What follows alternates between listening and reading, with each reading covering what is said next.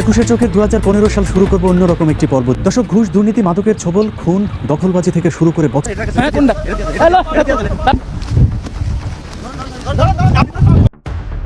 যিনি একসময় ঢাকার রাজপথে মাইক হাতে দুর্নীতি মুখোশ খুলতেন, আজ কেন তাকে 7 সমুদ্র 13 নদী পার হয়ে সুদূর আমেরিকায় বসে সে কথা বলতে হচ্ছে?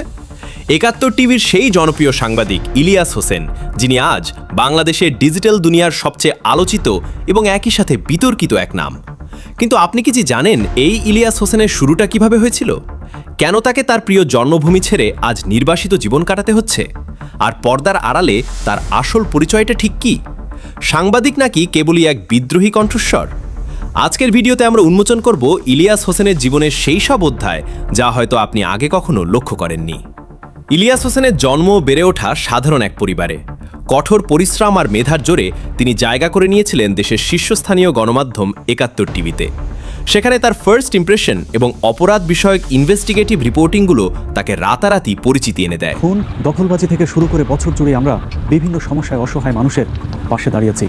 সাধারণ মানুষের হয়ে কথা বলা, পুলিশের অনিয়ম তুলে ধরা কিংবা রাজপথের বিশৃঙ্খলা নিয়ে তার সাহসী প্রশ্নগুলো তখন মানুষের মুখে মুখে ফিরত।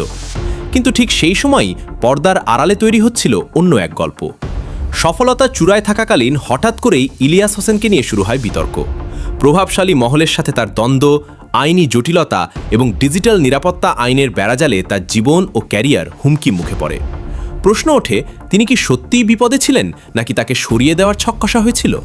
কোনো এক অজানা ঝড়ে তিনি দেশ ছাড়তে বাধ্য হন। কিন্তু দেশ ছাড়লেও কি তিনি থেমে গেছেন? না, বরং তার লড়াইয়ের ময়দানটা বদলে গেছে। আমেরিকার রাস্তায় দাঁড়িয়ে যখন তিনি নতুন করে তার ইউটিউব যাত্রা শুরু করলেন, তখন কেউ ভাবেনি তিনি এতটা প্রভাবশালী হয়ে উঠবেন।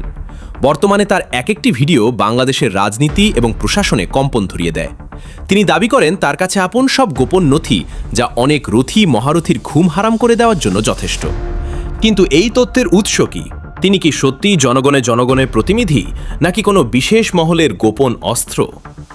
ইলিয়াস হোসেনকে নিয়ে জনমনে দুই ধরনের মত রয়েছে। একদল মনে করেন তিনি দেশের জন্য জীবন বাজি রেখে সত্য বলছেন। অন্য দল মনে করেন তিনি কেবলই গুজব ছড়িয়ে বিশৃঙ্খলা তৈরি করছেন।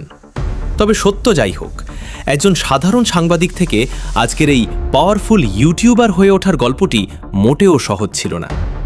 আপনার চোখে ইলিয়াস হোসেনকে একজন সাহসী বিপ্লবী সাংবাদিক, নাকি কেবলই বলি বিতর্কিত এক কন্টেন্ট ক্রিয়েটর? কমেন্ট করে আপনার যুক্তি দিন। পরবর্তী ভিডিও কী নিয়ে দেখতে চান কমেন্ট করুন। পরের ভিডিওর জন্য অপেক্ষা করুন। ভালো লাগলে সাবস্ক্রাইব করবেন। ধন্যবাদ।